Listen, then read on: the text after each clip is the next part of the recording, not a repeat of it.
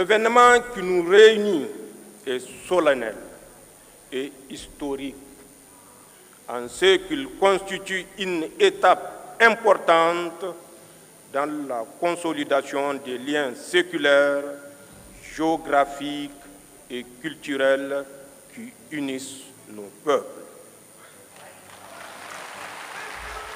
Le sommet objet de notre retrouvaille aujourd'hui est l'aboutissement de notre farouche volonté commune de reconquête de notre souveraineté nationale et de réhabilitation de notre dignité légendaire.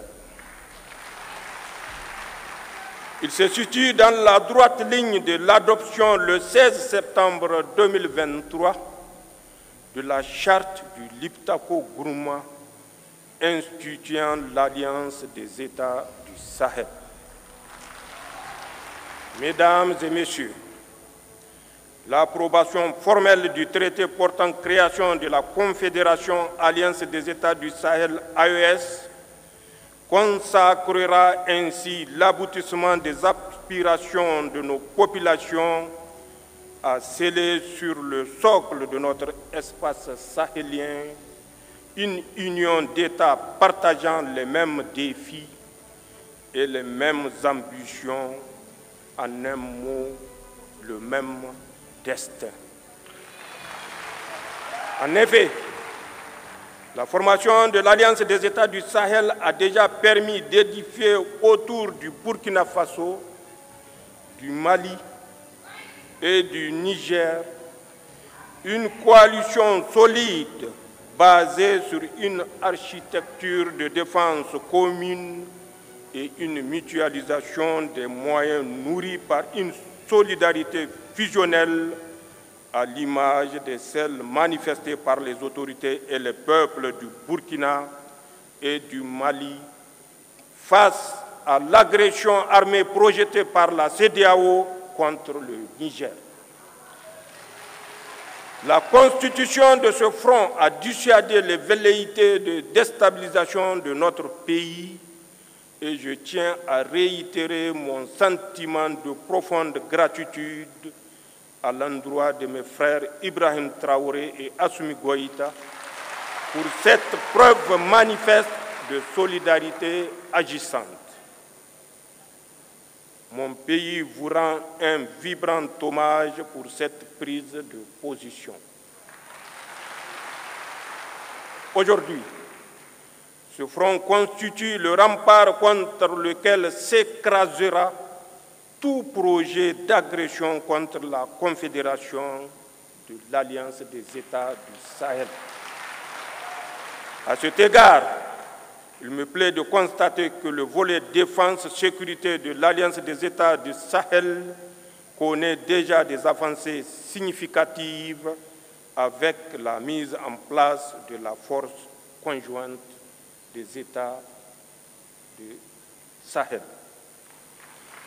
Au demeurant, sur le théâtre des opérations, nos armées mènent des opérations conjointes concluantes dans le Liptako-Gourma.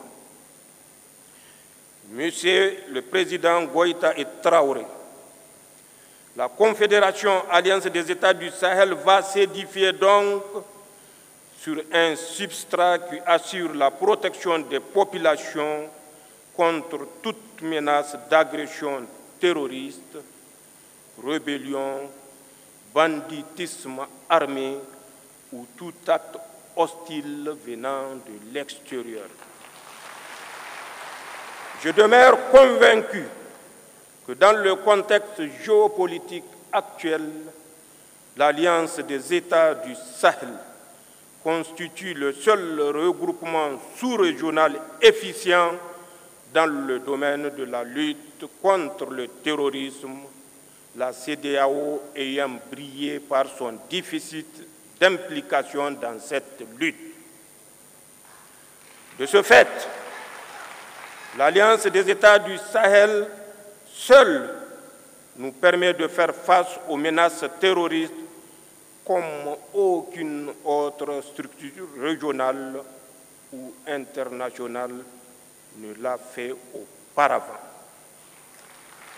Chers collègues chefs d'État, tout en consolidant cet axe stratégique, il est nécessaire, dans le contexte géopolitique actuel, de coordonner nos actions diplomatiques, tant au plan bilatéral qu'au sein des organisations multilatérales, et harmoniser nos politiques extérieures pour garantir au mieux les intérêts de notre confédération, alliance États du Sahel, dans l'arène internationale.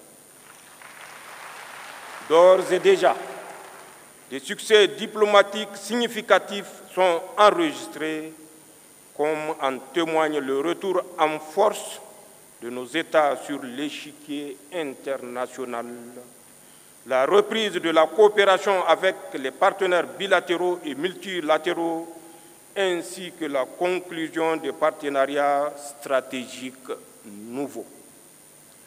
Concernant l'axe développement, il est urgent de créer les conditions d'une véritable sécurité alimentaire dans les pays de l'Alliance et mettre en place le dispositif économique, financier et monétaire nécessaire au financement du développement et à l'investissement productif dans l'espace des États de l'Alliance.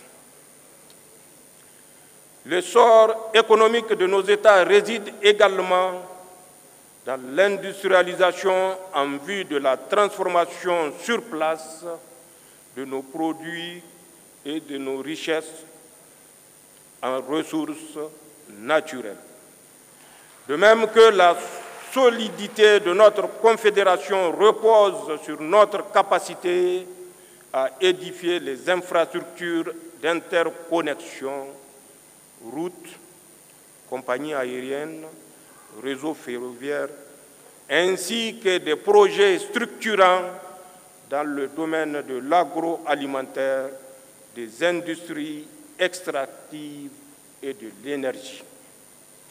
Dans cette marche, nos populations sont en avance sur les États.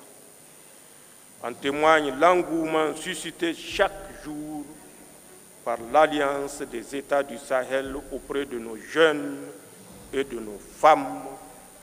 Cet élan populaire constitue le meilleur gage de construction d'une confédération de peuples et non un édifice bureaucratique. Chers collègues chefs d'État, nos délibérations permettront assurément d'adopter l'armature juridique et institutionnelle permettant de donner corps et identité à la Confédération Alliance des États du Sahel. Nos peuples ont irrévocablement tourné le dos à la CEDEAO. Il nous appartient aujourd'hui de faire la Confédération Alliance des États du Sahel une alternative à tout regroupement régional factice en construisant une communauté souveraine des peuples, une communauté éloignée de la mainmise des puissances étrangères, une communauté de paix, de solidarité, de prospérité basée sur nos valeurs africaines. Les hauts fonctionnaires et les ministres des Affaires étrangères ayant finalisé et adopté le projet de traité, c'est avec un réel plaisir que je marque mon accord solennel à la création de la Confédération Alliance des États du Sahel.